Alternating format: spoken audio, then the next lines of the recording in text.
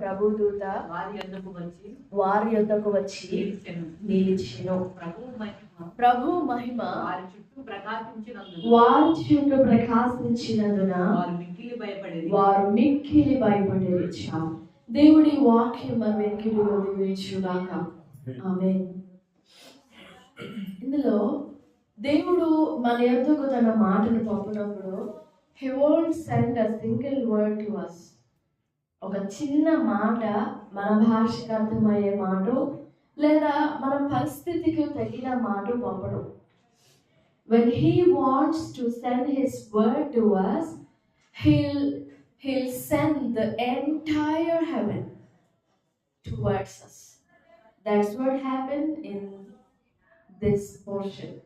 దేవుడు తన మాట ఏదైనా, అది ఆజ్ఞ కానివ్వండి, అది హెచ్చరిక కానివ్వండి, అది ఒక కోపంతో కూడిన గద్దింపు కానివ్వండి, అది ఒక శాపంతో కూడిన కీడుని గురించిన మాటని కానివ్వండి, లేదా ఆశీర్వాదముల గురించిన ఒక శుభవచనం కానివ్వండి, అది ఏదైనా కానీ దేవుడు తన మాట, తన ఊపిరి, తన వాక్కు, తన శబ్దం మన ఎదురు పంపినప్పుడు ఆయన తన ఎంటైర్ పరలోకమంతా మన దగ్గరికి వస్తుంది. If we dare believe and if we dare accept that, we'll feel the whole heaven within us. సంపూర్ణమైన పరలోకం మన దగ్గరికి వచ్చేస్తుందండి.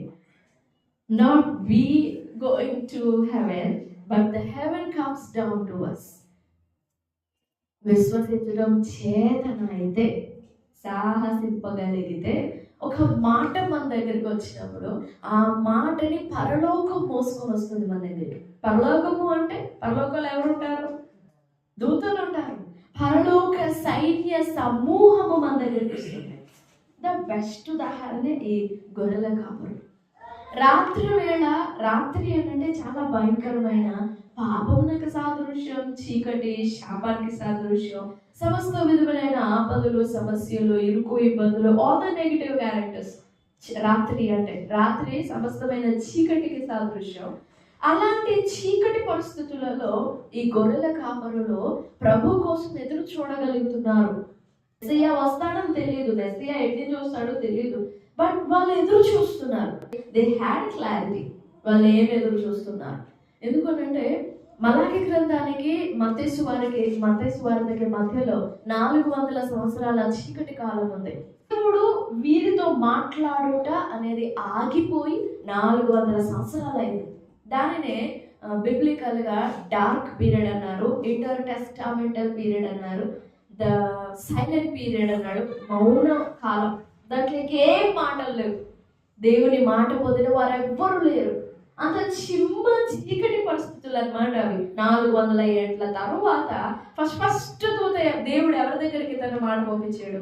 400 సంవత్సరాల తర్వాత Zechariah. And the next second one Maria, third one గొర్రెల కాపరు. నిజంగా మనతో మాట్లాడేటప్పుడు కూడా పరలోకం వస్తుందా? నిజంగా మనమంతా వాల్యుబులా? పరలోకం దిగొచ్చారు కదా. అసలు మనం ఆ మాటని వింటామా, వినమా, యాక్సెప్ట్ చేస్తామా, చెయ్యమా, ఎదిరించి మళ్ళీ తిరగ పంపించేస్తామా? మనం చాలా విధాలుగా రెస్పాండ్ అవుతాం కదా దేవుడి వాక్యం విషయంలో. మరి అలాంటప్పుడు ఆ మాట పంపేటప్పుడే దేవుడు తన మహిమను పొందుతాడా? పరలోకం వస్తుంది.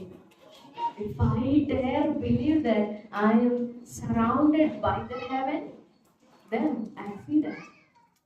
So, ఎప్పుడైనా దేవుడి మాట మీ దగ్గరికి వచ్చినప్పుడు ఒంటరిగా ఫీల్ అవ్వద్దు.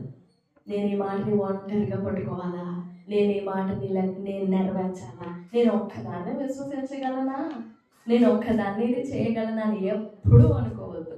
Because you are not alone.